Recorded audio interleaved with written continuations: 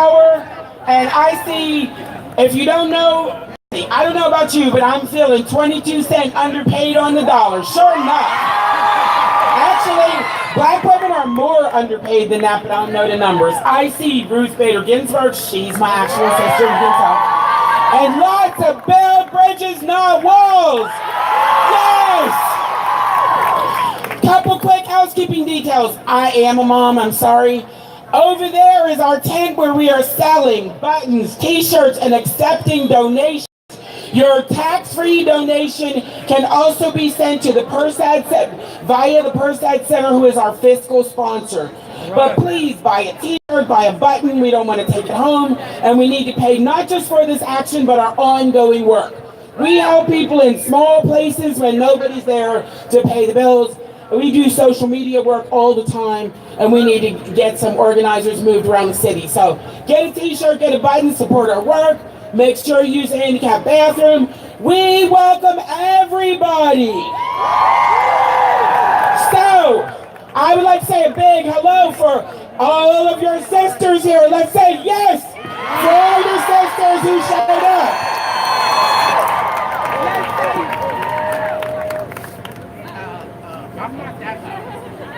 I am, okay. Let's say yes for all of your brothers who showed up. Let's say a big yes for all of the mothers who showed up. My grandson just left, he wasn't feeling good. Let's say yes to all of the daughters who showed up. And let's say yes to all of the sons who showed up. When we stand together, we are stronger and more powerful. Thank you all for coming, and Blair is going to introduce our speakers.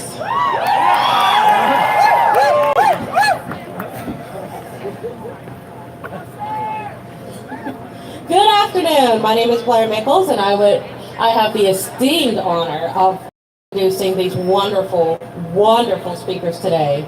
We will actually start with a woman you may or may not have heard of that goes by the name of Miss Judith Wilson.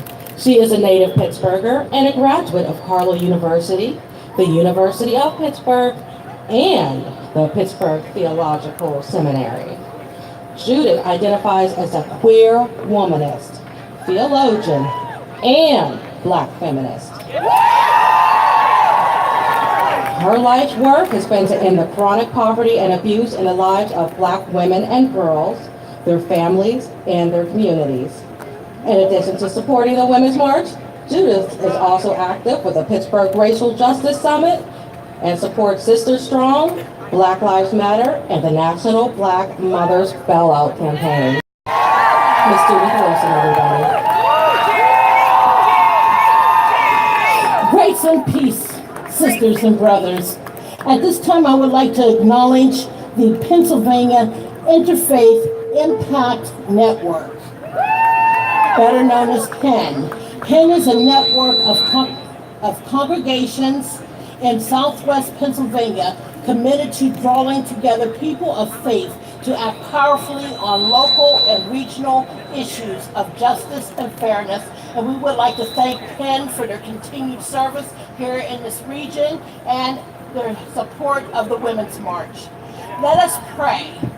In the spirit, way closer to the mic. I can't hear you. We're going to pray closer to the mic, okay? In the spirit of prayer, building bridges stronger than hate, so that we may be safe and free from sexism, racism, and hate. Building bridges stronger than hate, for darkness cannot drive out darkness. Only light can do that. Just as hate cannot drive out hate, only love can do that. Right. Building bridges stronger than hate, so that we may have the courage to speak the truth and the humility to listen, putting the good of others above our own ambition, so that we may be freed from the burden of fear, the weight of suspicion, and the heaviness of an unforgiving soul. Building bridges stronger than hate, where our compassion will be wedded to our actions. Both women and men of all races, ethnicities, and creeds will be strong, but none will be subject to another's will. Building bridges stronger than hate. Let us never tire in the struggle for justice and equality for all. May we be wise and always willing and ready to challenge those who condone prejudice, unfairness, and violence. May we be strong, courageous, and loosening the bonds of injustice, letting the oppressed go free, and giving insight to the misinformed, the obstinate, the dense, and the clod. Building bridges stronger than hate. Let us work for peace in the world each and every day by teaching our children that they are the promise of peace. May we never show them a display of violence, hate, malice, discord, or intolerance, but rather our journey. Whether the faces in the crowd be few number in the singles, dozens, hundreds, or thousands, may we not recognize ourselves in the people that look like us, but may we make a deliberate peace and drive with the purpose. The struggle is real, and I am appealing for your steadfastness. And if you agree with anything that I say Ashe! Ashe! Ashe!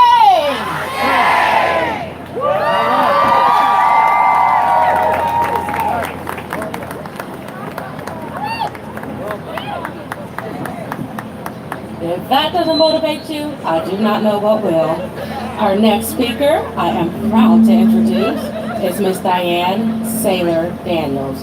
She is a former nonprofit administrator and library director, has spent the previous 4 decades, make sure we get that right, in Pittsburgh and the eastern United States rural areas, developing collaborative community building, historical and educational projects designed to enhance and further the life experience of the broad-based community at large.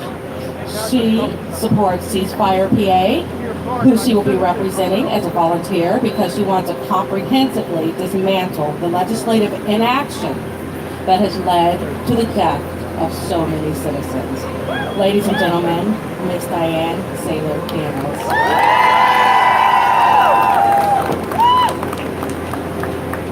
Thank you very much. Thank you all for being here today. I'm honored to be part of this event and to be speaking on behalf of Ceasefire PA. As she said, my name is Diane Saylor Daniels. I'm a resident of Pittsburgh now, but originally from Somerset County. My family was among the first immigrants to cross the Alleghenies and settle in the Laurel Highlands. I've always admired and respected my fellow country folk, but in recent years have become shocked to watch as otherwise intelligent, resourceful people have proven all too willing to accept misinformation over truth and turn to leadership who have no problem introducing as many alternative facts as necessary to lead us all down the wrong path in history on so many levels. Among these is our casual acceptance of gun violence in America. Guns are a part of rural life. I accept that. I grew up in a household with guns. But guns have become a part of our national life in a way that is unacceptable, that is an abomination on our society. Every week we lose an average of 100 Americans to gun death. Every week the number of individuals and families who are left grieving, while the rest of us move on to the next terrifying and tragic event, every week that number of grieving Americans increases many hundredfold. This is a national threat, a real national threat. And it is a local threat from our city's marginalized communities to the very heart of Mr. Rogers' neighborhood. In response to the massacre at the Tree of Life Synagogue, the Pittsburgh City Council has recently proposed several gun ordinances. For those of you who would like to speak out on behalf of these ordinances, there will be a meeting next Thursday at the City County Building at 6 in the evening. Last week, residents from our rural counties, many who are personally committed, as I know, to keep the government out of their business, appeared in this city to protest those ordinances. Any attempt such as this by a municipality to enact reasonable laws to curb the epidemic of gun violence is met with hysteria. The hysteria that any law pertaining to gun control to stop this epidemic of violence is a threat to Second Amendment rights. This hysteria is fueled by a propaganda machine that spews misinformation in order to stoke fear. It is fueled by groups who, by any reasonable definition, are terrorists in nature. It is fueled by the gun industry, who will stop at nothing to turn a profit for the sale of weapons, not deer rifles or bird guns, but weapons whose sole purpose is to take as many human lives as possible in as short a time as possible. And all of those efforts are fueled by money and support from a foreign government intent on undermining our democracy. And due to the gullibility of our citizens and the lack of moral compass of the leaders they elect, legislators who have pocketed money from these sources, this intent has met with unprecedented success in the last 2 years. Propaganda has succeeded where human decency has failed. Can you imagine our response if we lost 100 Americans a week for any other reason? Unverifiable statistics from amazingly unreliable sources have led to a government shutdown, over a 15 billion wall, and an imaginary crisis at our border. They have led to draconian immigration policies and a threat from our own government to curtail the rights of our citizens of this country. Our legislature can support a ban on lettuce quicker than they can support any restriction on the sale of assault weapons that have bathed our communities in blood. Our founding fathers could not have anticipated the carnage that weapons would cause 200 years after the Second Amendment was signed into law. Those words were written at a time when we had no standing army to speak of, and a musket could fire 4 to 5 shots a minute, as opposed to hundreds of rounds a minute without reloading. Still, no one is proposing the guns that are the Americans' right to bear arms is removed. But let's go back to some earlier words of our founding fathers. The words that were the idealistic framework upon which our nation was built. We hold these truths to be self-evident, that all men were created equal and endowed with certain unalienable rights, that among these are life, liberty, and the pursuit of happiness.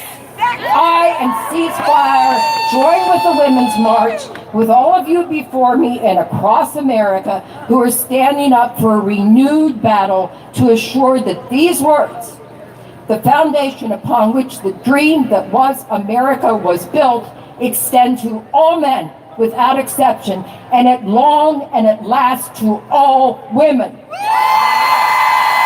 We stand up to fight for a war now waged against our fellow Americans. And we stand up for women. We stand up for people of color, for Jews, for Muslims, for the LGBTQ community, for immigrants, for refugees, for the disabled, and for the uninsured ill among us. We stand up to say loudly and clearly We, the people, means all the people. We all have the right to life, liberty, and the pursuit of happiness. Our leaders should be working to guarantee, not take away those rights. Instead, too many are silent and too many complicit in this present destruction of the American ideal. And we stand up to say that neither life nor liberty nor the pursuit of happiness is possible for any of us if we are to live in constant fear that our children in school, our parents at worship, our loved ones enjoying life, a little girl sitting in a family car, a teenage boy in the wrong place at the wrong time, are not going to come home again. We the people demand the promise that as America, we demand our elected officials stand up for the American people against the forces whose goal is to destroy the country. Our leaders can no longer remain silent. It's too soon to talk about it. It's not going to come anymore. Thank you.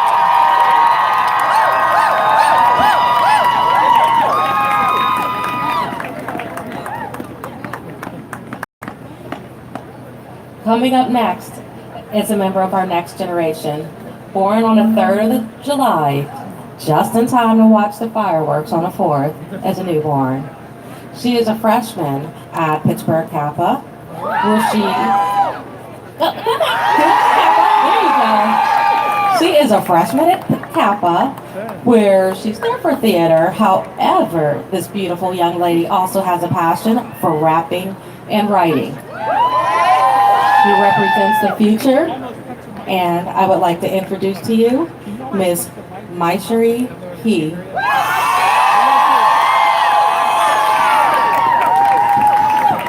How's everyone feeling tonight? Good? It is impossible to be unarmed when our blackness is the weapon you fear.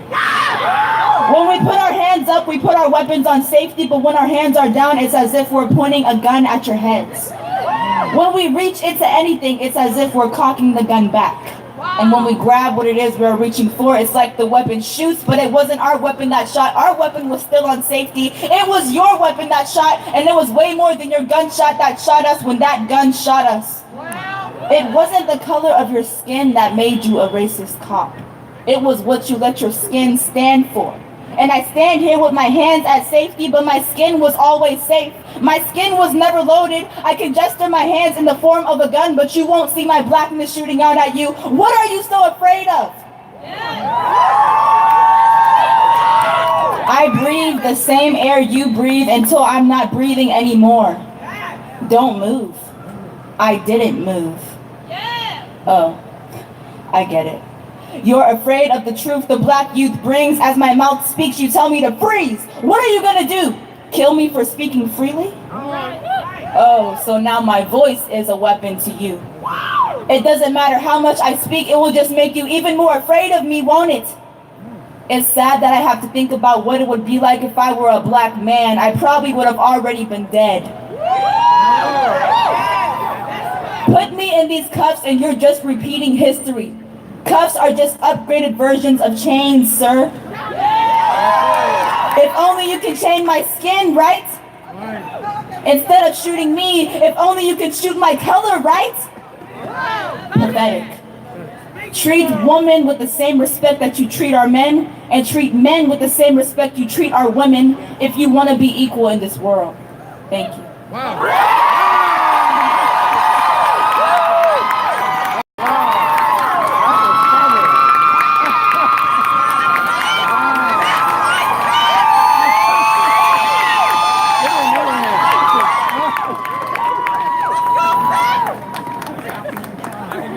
Our next speaker to you is coming as the director and founder of Trans Uniting.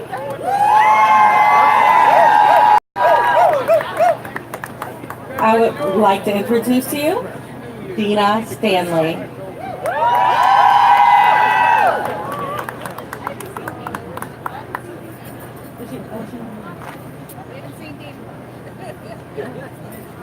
Or I could just leave you hanging in anticipation here. And then we will go ahead and introduce you to Miss Monica Ruiz Carabello. She is currently she's an MSW and Executive Director / CEO of Casa San Jose.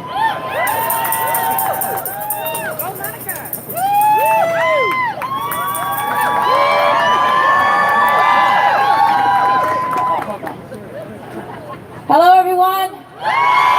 Can you hear me? Good. So I want you to listen to what I have to say. First of all, thank you for coming. I'm glad the snow didn't greet us here.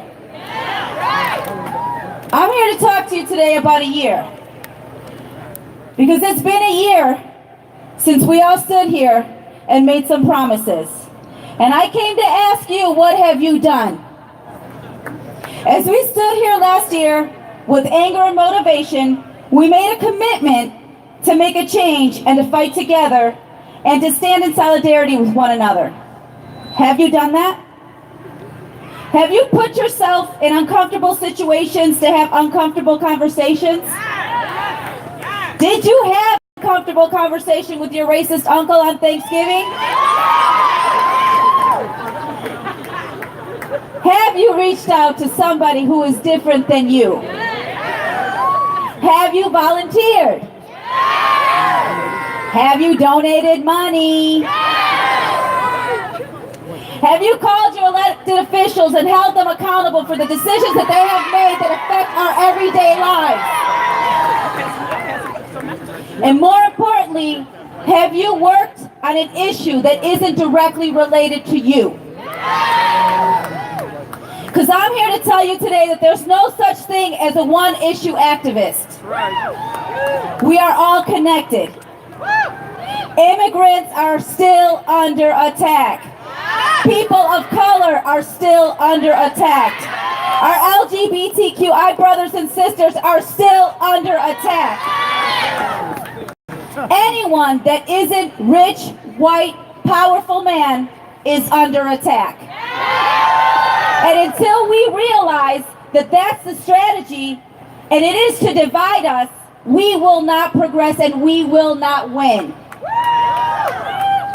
Things are getting worse every single day. Here in the city of Pittsburgh, that prides itself on being a city of immigrants,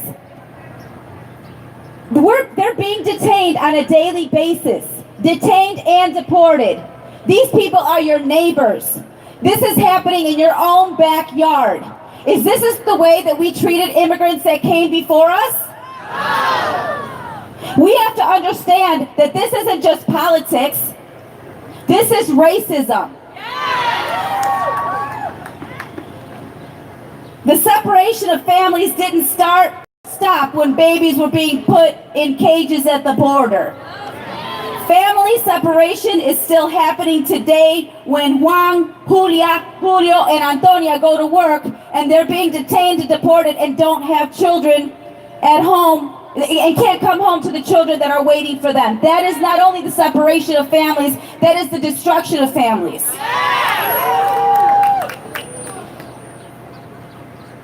There are still children that were separated that will never be reunited with their families. Do we know that? Do we know that there are children that were separated at the border and that ended up in different countries with different people? How is that acceptable? If that enrages you, and it enrages you that brown babies were put in cages, then you can... Hello? Okay. Then you cannot stop being enraged there, because let me tell you something. Those brown babies are not reunited with their parents, and neither are black babies that are put in jail because of the mass incarceration of black and brown people in this country. And you also should be upset at the fact that there are many black mothers and fathers that don't have their small children because they are permanently separated because they were killed by the hands of racist police officers in this same city. So feel sad for Julio and Juan and Juana and Antonia, but feel sad for Tracy, Terrence, Freddie, and Leonard because they don't have their kids either. my last thing, hold on. I remind you again that there's no such thing as a one-issue activist. It is all connected. Until you accept that, you cannot make a change in this society. This is not the type of country that I envision living in, and I'm not going to allow it to continue to happen. But until we all come together and do some real work, some hard work, some genuine work, some uncomfortable work, we will not change anything. So I repeat, it's been a year. What have you done? And next year I will ask you again, what have you done? Thank you.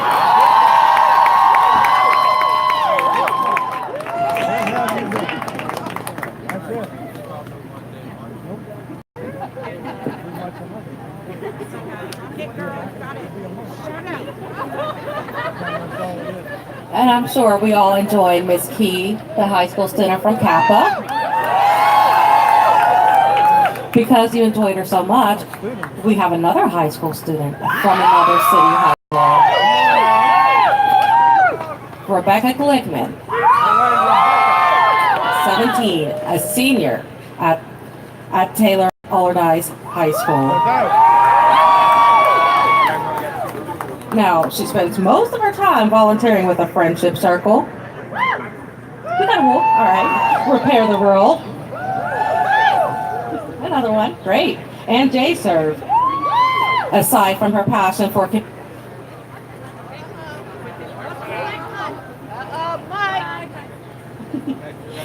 she has also been involved with gun violence advocacy. She was if any of you were around after the tragedy at the synagogue, she was a part of the student group that responded to the tragedies in Parkland, Florida, and at the Tree of Life Synagogue here in Pittsburgh. Ladies and gentlemen, I would like to remind you, rest assured, we are in good hands with our future. Miss Rebecca Glickman.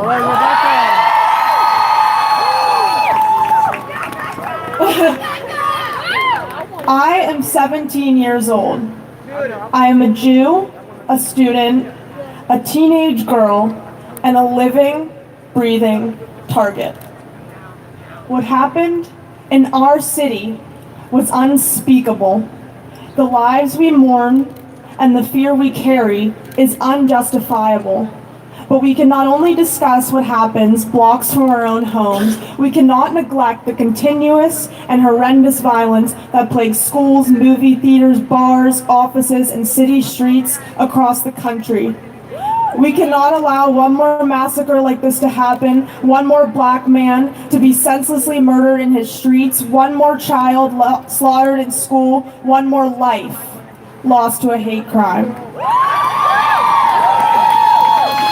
Not only must we combat hatred in our everyday lives, but we must recognize the need for sensible gun reform in every single city across the country.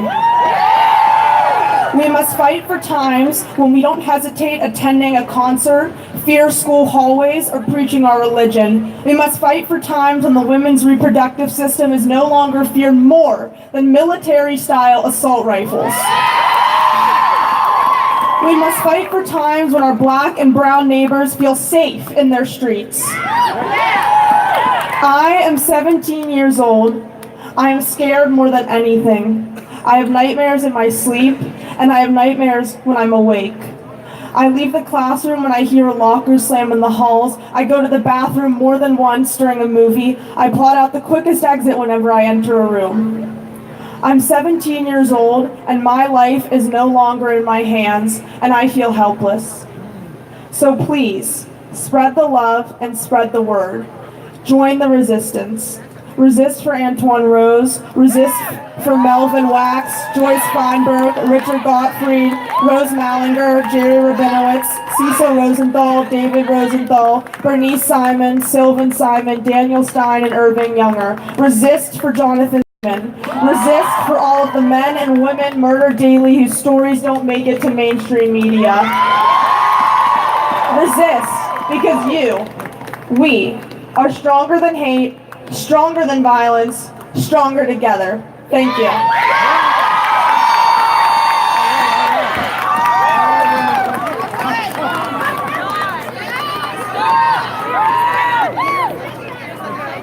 Up next, we have a wonderful woman who you may now know who she is due to unfortunate events that have happened due to the injustice here within our own city, within our own county. I would like to introduce to you a fellow Rankinite, a woman whose strength has held her through, and let me still remind you, she will still need our support within the next coming months and the next coming years. I would like to introduce to you our next speaker, Miss Michelle Kenny.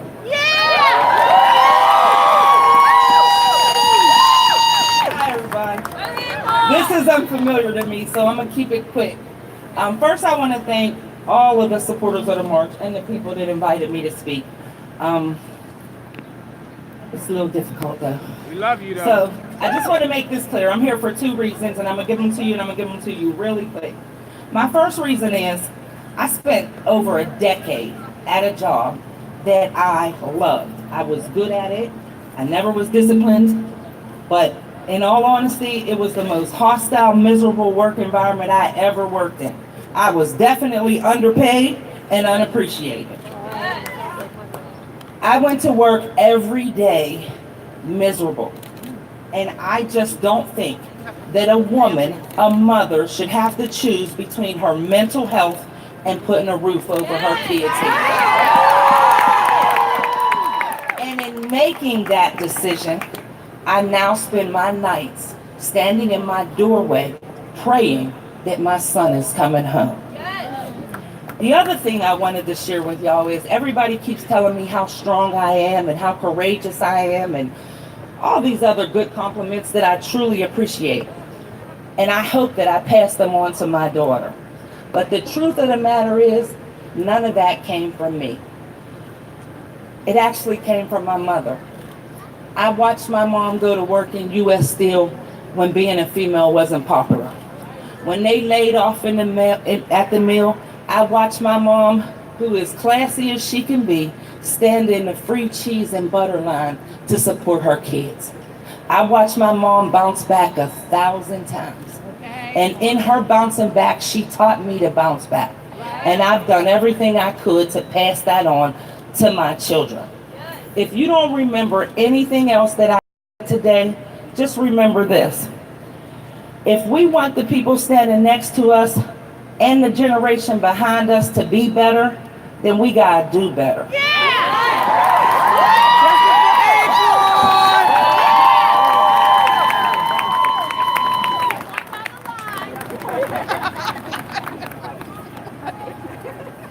Hello again. I would like to introduce to you our next speaker, who is coming to us from CARE, which is the Council on American Islamic Relations here in Pittsburgh. Please welcome Ms. Zohra Lasagna.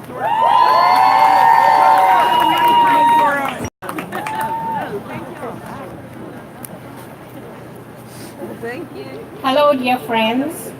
Assalamu alaikum. Hello, dear friends, and assalamu alaikum. Peace be on you.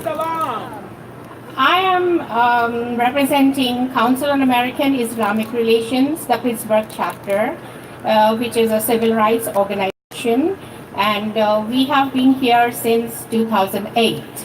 And I am a Muslim, and I'm originally from India, and I have been here in the US since 22 years and 16 years in Pittsburgh. Today I stand here in solidarity with my sisters all over who stand for justice. In Islamic tradition, justice is equivalent to piety.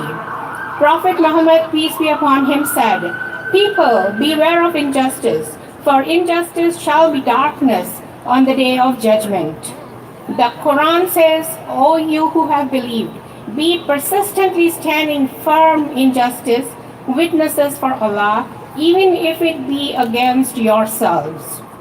So we gather here today on this cold morning to speak up against all the injustices going on around us, racial, economic, and social justice. When people in power incite hate and bigotry, then it becomes our business to say enough is enough. We will not tolerate the injustices. We are here to stand up for our sisters in the inner cities who are experiencing injustice. We are here for those who are unjustly imprisoned. We are here for freedom to practice our religion. We are here for the future generations of American Muslims and for the future generations of all communities who are targeted and discriminated and persecuted on the basis of their faith, on the basis of where they come from, how they look, or how they speak. And for those experiencing the consequences of injustice and humanitarian conflict.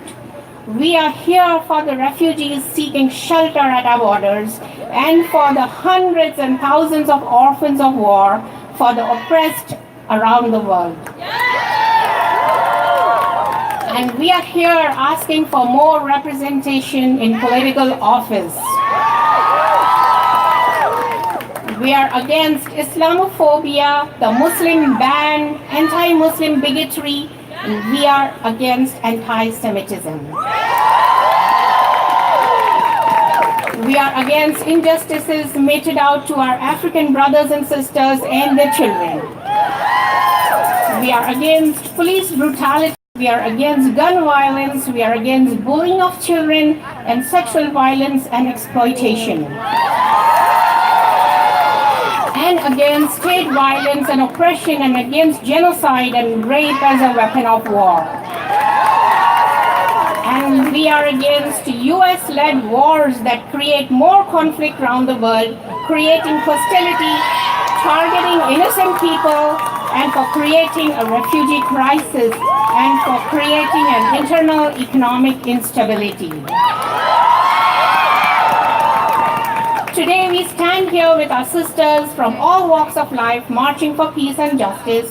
And yes, here in Pittsburgh, we build bridges, not walls. Thank you.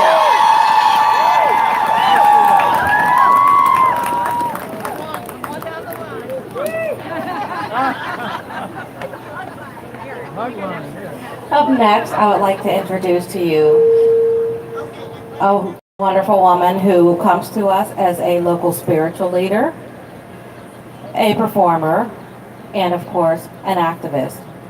I would really love to introduce to you Miss Sarah Stock Mayo. All right.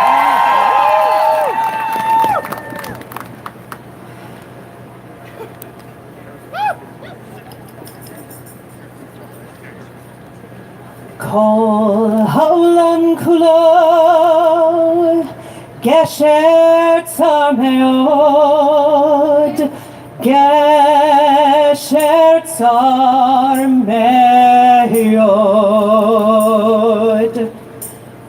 All the world is but a narrow bridge, and the most important thing is to not be afraid. This year's Women's March Pittsburgh is about building bridges, and in this beautiful city of bridges, the reality is that the majority of us stay on our side of the bridge. That's true. We don't cross rivers to learn about other communities physically or metaphorically. I am here today because others have shown up for me. It is clear to me that the only way forward is together. And this, my friends, is the work. We show up. Sometimes it's all we can offer. It's not enough, but it's a place to begin.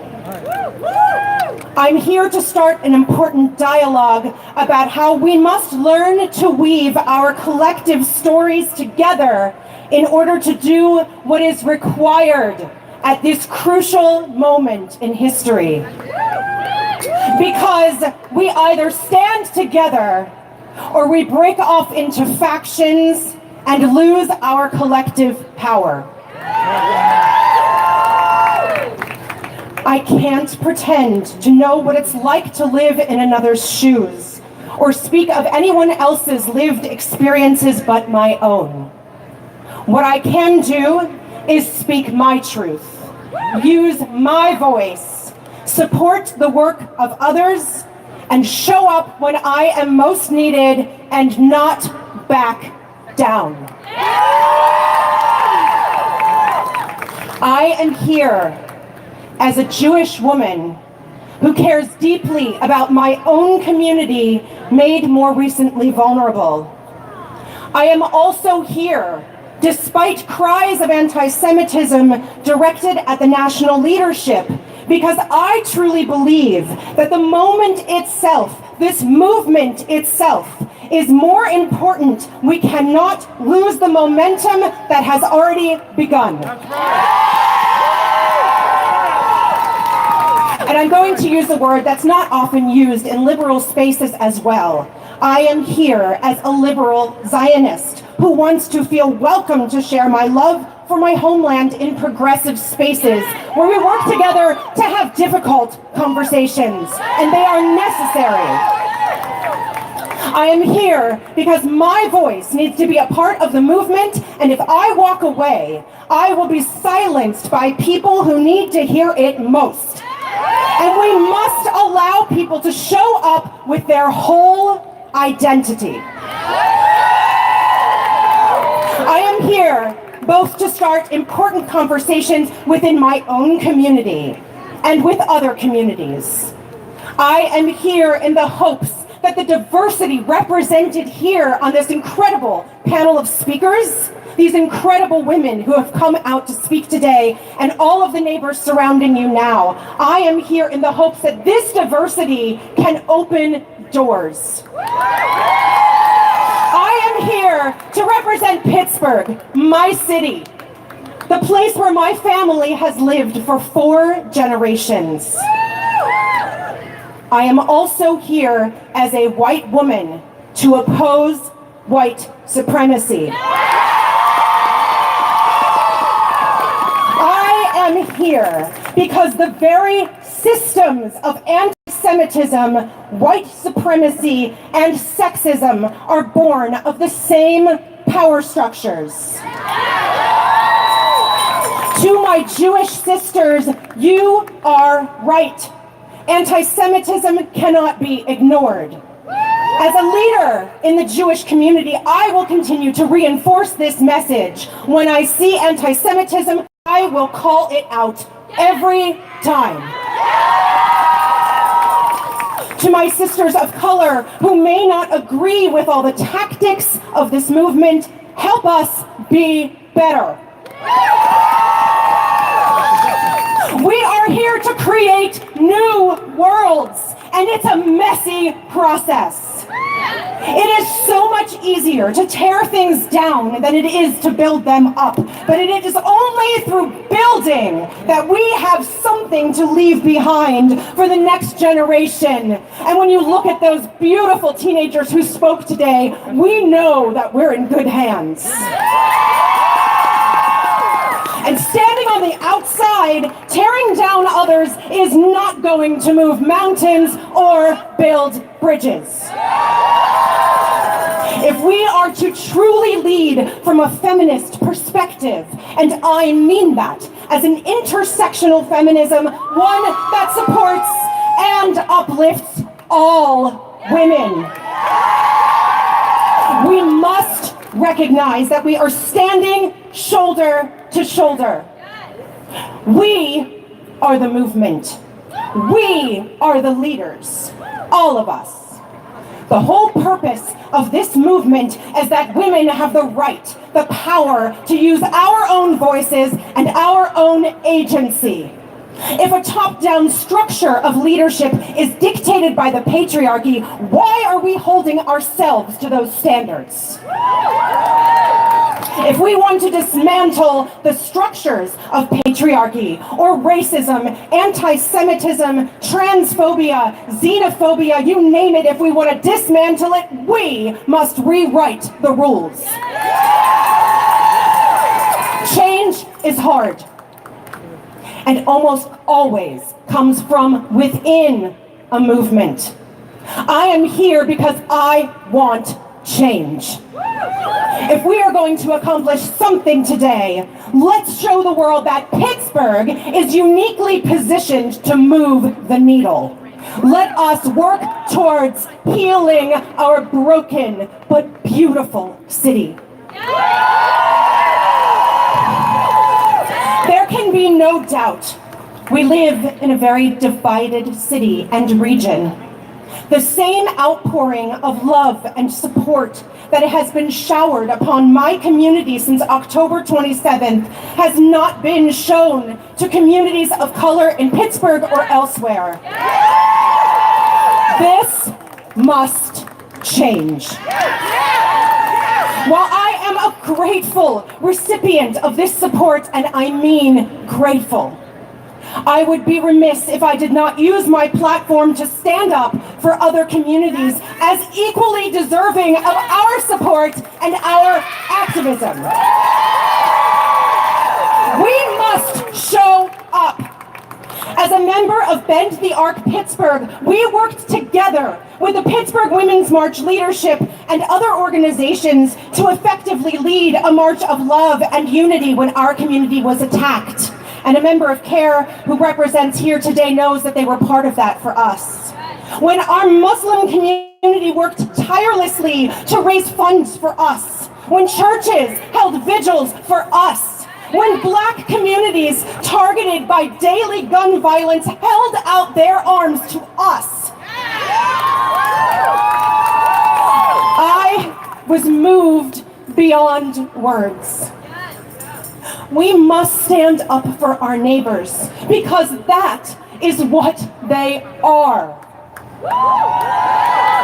Mr. Rogers' neighborhood must extend well beyond Squirrel Hill. We want to stand with all of our neighbors, every single one, no exception. The Women's March is one way of expressing our care and concern for all women and families in our region and around the country.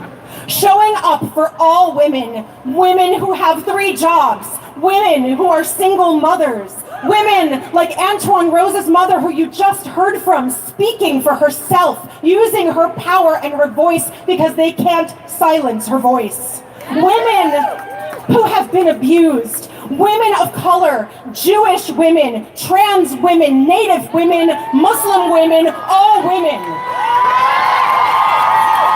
We all must show up and listen to one another's stories. We must come together to create the world we want.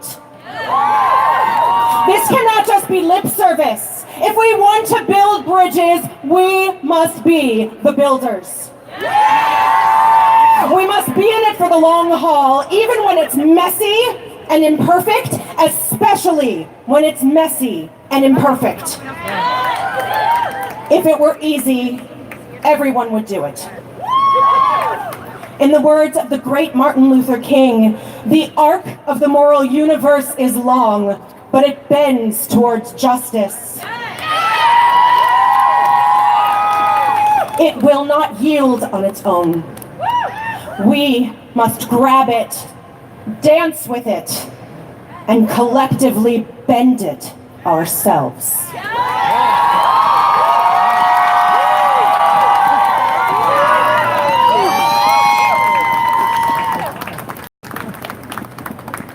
Our next speaker comes to you with a bio that is very impressive, and there are so many things I really feel bad trying to parse it down into a manageable little session.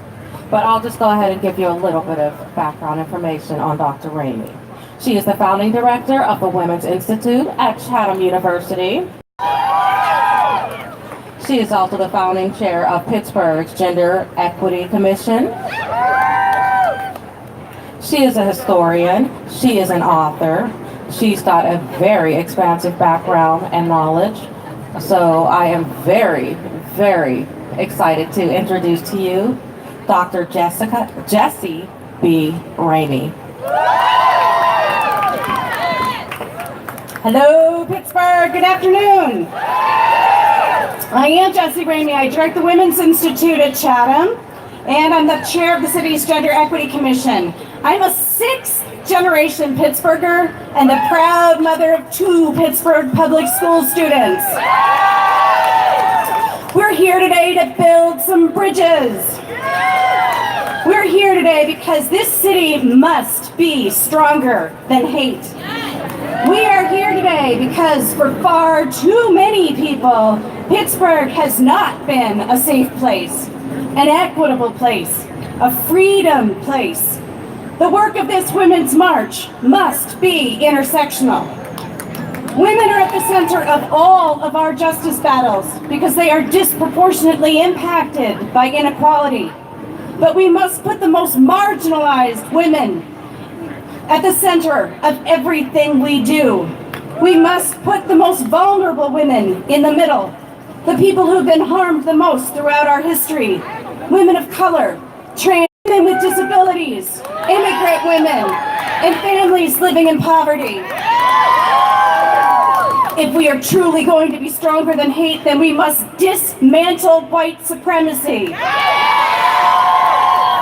We must defeat anti-Semitism. We must eliminate transphobia. This city must be accessible, inclusive, and welcoming for everyone. We won't have gender equity if women with disabilities can't get to work, let alone in the front door of the building. We won't have gender equity until all of our public schools are great places for all of our children. And until we have tackled the gender and sexual violence plaguing our girls. We have to talk about the fact that right now people in the Mon Valley can't breathe the air. That Pittsburgh families are drinking lead in the water. Because environmental justice is racial justice and it's gender justice. We have a lot of work to do. But the good news is that we have amazing leadership here in Pittsburgh. And white women, let me say this to you right now. We do not need to start another organization to get the work done. We need to follow our sisters of color. We need to show up and support the great work that is already happening here in this city. If we care about babies in cages and children being torn from their parents, we need to show up when Casa San Jose tells us to be there. We need to follow organizations like Justice at Work. Follow the trans women of color who are leading this city. Get involved in a group like Gwen's Girls and their Black Girls Equity Alliance. Get involved in Representative Summerlee's new political organization called Unite. If you want an interfaith community standing against anti-Semitism, Islamophobia, and gun violence, take a look at PIN, the Pennsylvania Interfaith Impact Network. If we care about housing, we need to show up when Pittsburgh United needs us to fight gentrification. If we care about workers and pay equity, show up when our union sisters are fighting for 15. When New Voices Pittsburgh needs us for reproductive justice. When One Pennsylvania needs us for education justice. When the Alliance for Police Accountability needs us in the streets. These are our battles. All of these are our battles. This march is not the movement. One rally is not the work. The work is what we do the rest of the year. Let this be the year that we commit to building bridges so we can show up on the other side. Commit to being there for people that we didn't know before. Use your bridge. Get across it any way that you need to and join this city together. Only then will we truly be stronger than hate.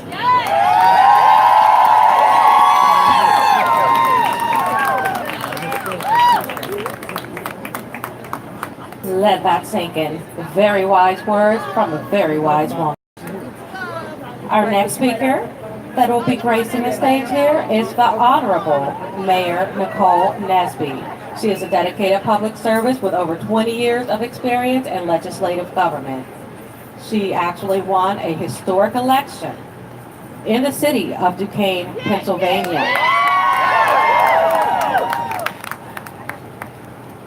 As you may or may not know, she's been undergoing a little bit of struggle there, but she is holding it strong and she is showing what women are capable of. Ladies and gentlemen, I would like to introduce to you our next speaker, the Honorable Mayor Nicole Nesby.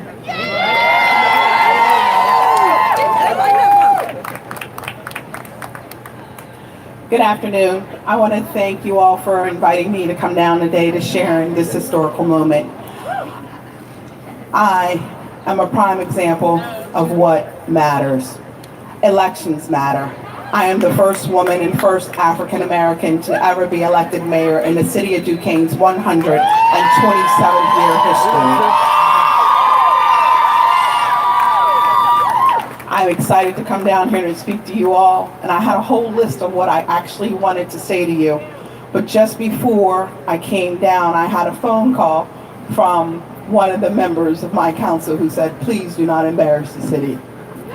So what I want to let you know is that in the city of Duquesne, where we have 70% of the community is African American, 80% of the community is 110% below the poverty level federal. We talk about the city of Pittsburgh being the most livable city, but my community's economic conditions are similar to those of a third world country. Wow. We have inside our city 2 private clubs which still do not allow women or African Americans to enter into the doors. So if honesty makes it embarrassing, then we all should be looking at this. I say to you this now, and I will continue to say it. In order to make change, we need to quit putting people in powerful political positions that do not have our best interest at heart. As I continue to move my community forward from the poverty-stricken area in which it has been, I actually need your support in order to do that, to make sure that our current elected officials do the job that we elected them to do and not continue to turn a blind eye. I implore you to call your elected officials and ask them to investigate why the Redevelopment Authority of the City of Duquesne moved $1.3 million to a private, nonprofit organization controlled by the prior administration, and nothing has been done. I urge you to contact Stephen Zappala's office and ask him to investigate that immediately. I also ask you to contact all your rest of your elected officials and have them look into that situation as well. The city of Duquesne has been an Act 47 distressed community this year for 28 years. That meant that we were a federal entitlement community, which means that it didn't make a difference who was in a White House. It didn't make a difference anywhere. There were federal funds allocated to my community that are not there. I ask you now, if we're going to build bridges and we're going to fight this hatred, we need to stand together.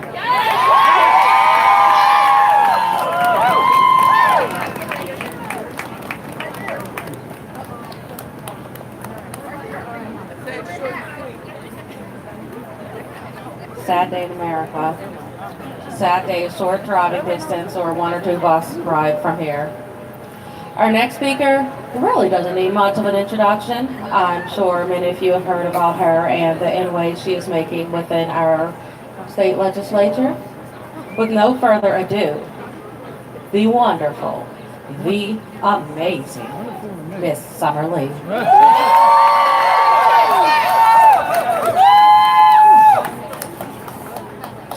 Thank you so much to everybody who stayed out in the cold. That must mean you're pissed about something. How many of you all who are still here are pissed about your president? How many of y'all woke up on November 7th, 2016 and was pissed? How many of y'all looked at what happened in Squirrel Hill thinking this could never happen here and was pissed? Where y'all been? What took you so long?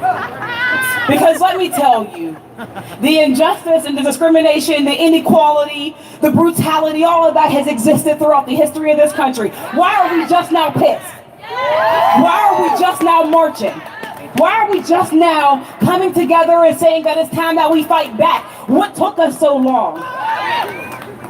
As grateful as I am for everybody across this nation for the last 2-3 years who have marched on Washington and Pittsburgh and all throughout this country, why did it take your president threatening white women, cisgendered white women, affluent women, for us to get angry? That's a shame. If we're going to talk about building bridges that are stronger than hate, we have to recognize and acknowledge a couple things. And I want to use only a little bit of time to spend so that we can acknowledge some of those things together and some of these truths. One, hate isn't strong. Hate is inherently weakness. It's weakness. We need to be smarter than hate. We need to be smarter than hate. And hate comes in very many forms. There are some forms of hate that are easy and obvious, and we can see it when it hits us. It walks into a temple and it shoots our people down. That's hate. That's one form of hate. But there's another form of hate that might look back at you in the mirror, and that's the one that's harder to reconcile. Wow. It's a little bit more subtle. It's, I'm going to come out and fight in a women's march for women's reproductive rights. But I'm also not going to fight for sex workers because I don't know that they deserve the same dignity that I deserve. Because if you're really for women, then you got to be for women who are sex workers. There's another form of hate that says I can only recognize and feel pain and process it when it comes to my door. And then we want to move. But let me tell you, hate has been at some of our doors for as long as I've been here. I came into this world angry. I came into this world pissed. Because I'm a black girl who grew up in Pittsburgh. I'm a black girl from the Mon Valley. One of the poorest places in this country with the worst air quality. So let's talk about the next thing when we're building these bridges, where we need to build them to. Because intersectionality is important also. So yes, we will come together and we will absolutely fight for reproductive justice. Yes, we will. But Kavanaugh is not the disease. Donald Trump is not the disease. They are symptoms. They're both symptoms. So let's add to our list when we are fighting for women, when we are marching for women and femmes, let's add also environmental justice. Because somewhere in Flint, for years, there are women and girls who are still drinking poisoned water. That is our problem. Let's add immigration rights. Because as Monica said, there are women who are being separated from their children, who are black and brown. There are people throughout this world who need refuge. Can you give it to them? It's time that we move from resisting to offense. If we're still talking about resistance, then we're still playing from behind. When do we step up and fight back? When do we create collectively a plan that we can include all of us? Because if we're stronger than hate, then part of that is realizing that all of our liberation is bound together, but it's not a pass. If we are going to truly build bridges that are stronger than hate, then we have to reconcile the hate that we have within ourselves and within our communities. Because we've seen on the national scale with the march, and we've seen here in Pittsburgh with this march, how division can come, and it's all real. It's justified. There are people who are hurting and people who have felt left out of this movement for so long. I want to acknowledge them. But I also want to say that the real work is not in this march. It's not in standing here. The real work isn't even on election day. We need to work before election day, because now we have to talk about taking and seizing power. We have to talk about support. So let's channel the energy that we have here, the unity that we are attempting to create, those bridges that we are attempting to build, and say, what about the bridges that we already have that are falling down? We need to mend those ones. We can't move forward until we look back and mend the pains that we cause other communities. All of us, every one of us has to do that work. And it's real work. It's not on Facebook. It's not on Twitter. It's not at the march. We need to get in rooms together. We need to get in rooms together until we have worked things out, until we have worked past hate and bias. We need to support one another. We need to find the most vulnerable among us. You can't say protect black women and trust black women, but not support them to run for office. Because Mayor Nicole Nesby shouldn't be the last woman from Duquesne. That shouldn't be the last woman from Western Pennsylvania to serve. We all deserve to represent ourselves.